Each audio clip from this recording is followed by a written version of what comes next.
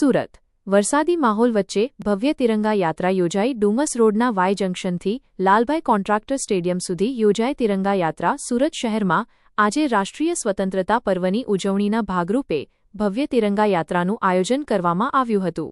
Dumas road પર આવેલા Y જંકશનથી Lalbhai contractor stadium સુધી યોજાયેલી આ યાત્રામાં મોટી સંખ્યામાં લોકો જોડાયા હતા।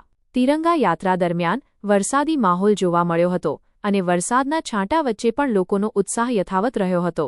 વરસતા વરસાદે પણ નગરજનોએ દેશભક્તિના રંગે રંગાઈ ઉત્સાહભેર કાર્યક્રમમાં ભાગ લીધો હતો। યાત્રાના પ્રારંભિક સ્થળ વાય જંકશનને એક ભારત શ્રેષ્ઠ ભારતના પ્રતીક તરીકે શણગારવામાં આવ્યું હતું, જેના કારણે સમગ્ર વિસ્તાર આકર્ષણનું કેન્દ્ર બન્યો હતો। આ ભવ્ય તિરંગા યાત્રામાં કેન્દ્રીય મંત્રી સી.આર.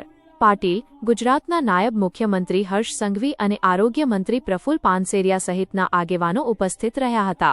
તિરંગા યાત્રાને ધ્યાનમાં રાખીને વાય જંકશનથી લાલભાઈ કોન્ટ્રાક્ટર સ્ટેડિયમ સુધીના માર્ગ પર વાહન વ્યવહાર બંધ ડાયવર્ટ કરવામાં આવ્યો હતો અને સુરક્ષા તથા ટ્રાફિક વ્યવસ્થા માટે પોલીસ બંદોબસ્ત ગોઠવવામાં આવ્યો હતો।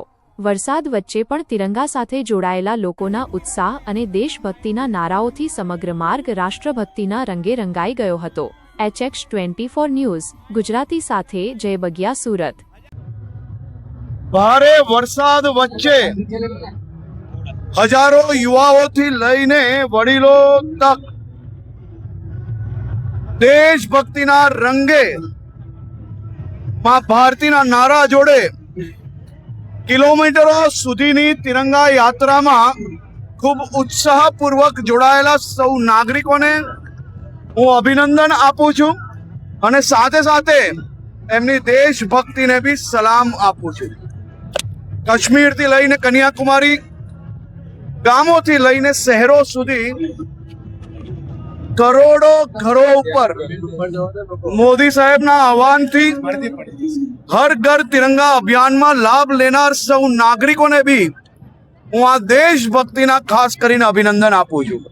આજે સુરત શહેરમાં એક નવો ઇતિહાસ કિલોમીટરો સુધીનો સ્કૂલના બેન્ડો હોય કે અલગ અલગ સંસ્થાઓને સાથે પોલીસ હોય કે અલગ અલગ ફોર્સિસ હોય, આ તમામ લોકોએ સાથે મળીને દેશના વીર જવાનોને સલામી આપતી આ તિરંગા યાત્રામાં ભાગ લીધો છે, તે બદલ અભિનંદન આપું છું। સાહેબ, નાના નાના ભૂલકાઓ પણ જોડાયા હતા ભારે વરસાદ વચ્ચે।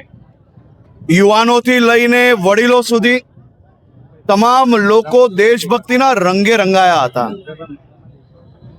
સુરતીઓની દેશભક્તિને ભારે વરસાદ પણ રોકી નથી શકતો, તેના દ્રશ્ય આજે આપણે સૌ લોકોએ જોયા છે।